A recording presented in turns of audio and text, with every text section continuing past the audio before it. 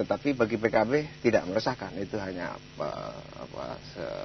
riak-riak kecil yang mungkin tidak terlalu signifikan bagi kekuatan PKB. Tapi Gus Dur yang mendirikan PKB dan sekarang dorong orang golput.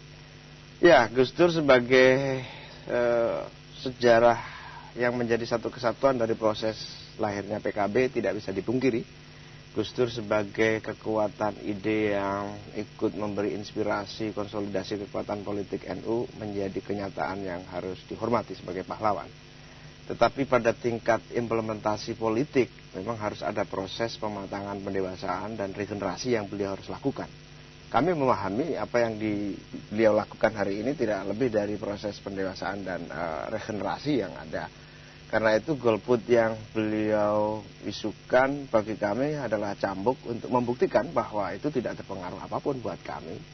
Dan insya Allah lah isu-isu golput, isu-isu yang dimunculkan oleh anaknya yang namanya Yeni, itu isu-isu negatif yang bagi tradisi politik NU yang destruktif itu biasanya tidak mendapatkan tempat. Tidak mendapatkan tempat. Seberapa jauh menurut Anda pengaruh dari konflik ini pada citra NU? Citra PKB. Ya, tentu 2-3 bulan yang lalu mungkin citranya naik turun dan cenderung negatif. Sekarang justru alhamdulillah dengan konsolidasi struktur hubungan NU PKB yang semakin baik di tingkat pusat maupun di tingkat cabang, maka terjadi proses pematangan yang disebut sebagai modernisasi, profesionalisasi, sekaligus konsolidasi kelembagaan. Disitulah yang akan menguatkan kita sehingga kita optimis 2009 insya Allah bagus. Optimis ya. Tapi mari kita lihat, ini indeks citra partai yang diukur dari skala 0 sampai 100. Ya. Tidak ada partai yang sampai pada angka 50. Ya. Paling tidak 55 pun tidak ada. Tetapi PKB kita lihat itu dari skala 0 sampai 100 itu mencapai hanya 3. Ya. Ya, PDIP 10, Golkar 10, Demokrat 14. Apa karena konflik ini nih? Ya, mungkin penelitian yang dilakukan ini di saat lagi panas-panasnya PKB. Dan bagi saya penelitian ini memang motivasi untuk memperbaiki. Juga penelitian yang dilakukan itu biasanya sampling yang dilakukan terbatas. Padahal kantong kita biasanya masih relatif berkumpul pada zona-zona tertentu. Sehingga kita tidak terlalu risau tetapi menjadikan ini motivasi untuk memperbaiki. Soal citra partai yang menurun, saya kira semua menghadapi masalah yang sama.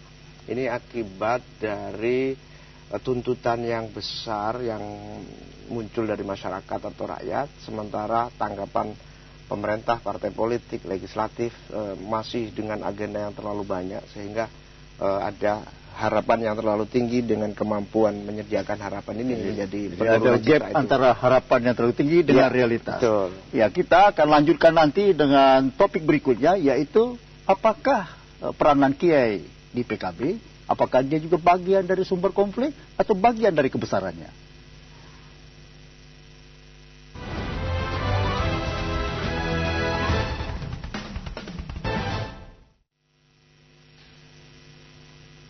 Posisi Kiai sekarang itu seperti apa bagi PKB?